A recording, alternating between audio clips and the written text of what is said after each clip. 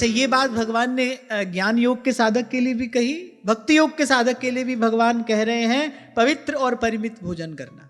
और इस पर हम काफी चर्चा पूर्व में कर चुके हैं, पवित्र भोजन और परिमित भोजन।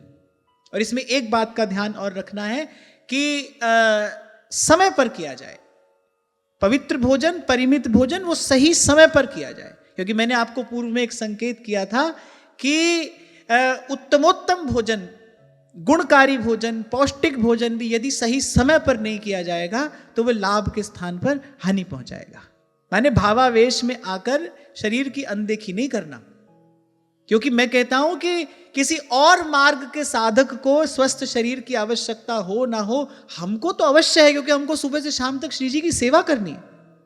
श्री जी के मंदिर के मार्जन से लेकर श्री जी का श्रृंगार, राग, भोग, ये सब सेवा हमको करनी है। तो भाई हमारा शरीर तो स्वस्थ होना चाहिए, शरीर की संभाल करनी है, इसी भाव को हृदय में रखते हुए, क्योंकि भाई इस शरीर से श्री जी की सेवा करनी है। जो भी श्री जी की सेवा में उपयोग आने वाली जो वस्तु होती है उसकी हम साथ संभाल करते हैं कि नहीं करते, उसको आदर पूर्वक रखते हैं कि नहीं रखते।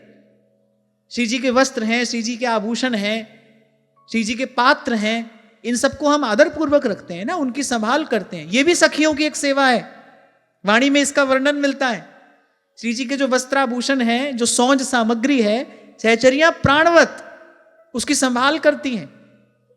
तो भाई ऐसे जो शरीर है ये भी तो श्री जी की सेवा सामग्री है। और गोस्वामी जी तो कह रही है तन बिन वेद भजन नहीं वरना, बोले शरीर के बिना भजन नहीं होता। एक और बात मैं यहां पर कहूं, कहा बड़े भाग मानुष तन पावा, सुर दुर्लभ सोई ग्रंथ निगावा। शंकराचार्य भगवान कहते हैं मुक्तया अपि विग्रहम कृत्वा तम भजन्ते, बोले जो मुक्त हो गए हैं, बोले वो भी शरीर धारण करके, भारत भूमि पर मनुष्य का शरीर धारण करके अरे भगवान का भजन करते हैं। तो शरीरम आद्य खलु धर्म साधनम, हमको इससे श्री जी की सेवा करनी है। इस भाव से कोई हमारी ओर आकर्षित हो, हम ऐसे दिखें, हम वैसे दिखें, इसलिए शरीर की ओर ध्यान नहीं देना है, क्योंकि शरीर से हमको श्री जी की सेवा करनी है, इससे भजन साधन होगा। इसके लिए जितनी आवश्यकता है उतना ध्यान तो हमको रखना चाहिए।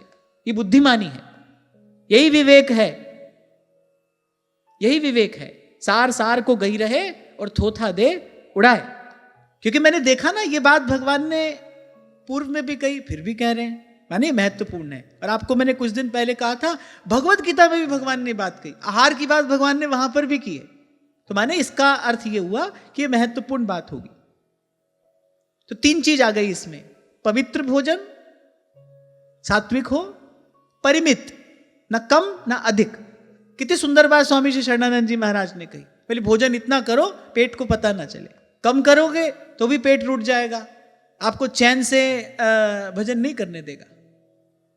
कबीर जी तो अपनी वाणी में कहते हैं, कह रहे कि ये जो क्षुधा कुकरी है ना, मुझे वो इस समय दोहा याद नहीं है, फिर कबीर जी कह रहे कि जो ये क्षुधा कुकरी है इसको 2 टुकड़ा डालकर ही भजन में बैठना, क्योंकि भूख है भक्ति न कीजय, यह माला अपनी लीजय माधो। भूख है भक्ति न कीजय, यह माला अपनी लीजय। तो पवित्र भोजन, परिमित भोजन, इसलिए ना अत्याहार ना अल्पाहार, मिताहार। आप देखो आपके शरीर का निर्वाह कितने में हो सकता है, सात्विक हो, परिमित हो, और तीसरी बात सही समय पर भोजन किया जाए। क्यों? क्योंकि जो हमारी जठराग्नि है उसका सीधा संबंध जो है वो सूर्य के साथ में है, सूर्य की गति के साथ। सूर्यास्त के बाद यदि बहुत गरिष्ठ भोजन किया जाए तो सारी प्राण शक्ति जो है वो भोजन को ही पचाने में लग जाएगी, क्योंकि उसका सबसे पहला काम भोजन पचाना है। जब जठराग्नि है नहीं और आपने बहुत गरिष्ठ भोजन किया तो जो सारी प्राण शक्ति है जिससे शरीर में और सब काम होना है, जो टूटे फूटे सेल है उनकी रिपेयर करती है प्राण शक्ति, अब वो सब काम छोड़कर भोजन पचाने में लगेगी। इससे क्या होगा? इससे धीरे धीरे रोग प्रतिरोधक क्षमता क्षीण हो जाएगी, शरीर रोगों का घर बन जाएगा। अब ये कोई आध्यात्मिक बात नहीं है, ये तो शरीर का विज्ञान है। इतनी समझ तो हमको होनी चाहिए। अब कोई पूछे भाई वाणी में ये तो सब नहीं लिखा है, क्योंकि भाई जो पहले लोग थे उनको ये समझ थी, ये मन माना आचरण ये तो आज दिखाई देने लगा है।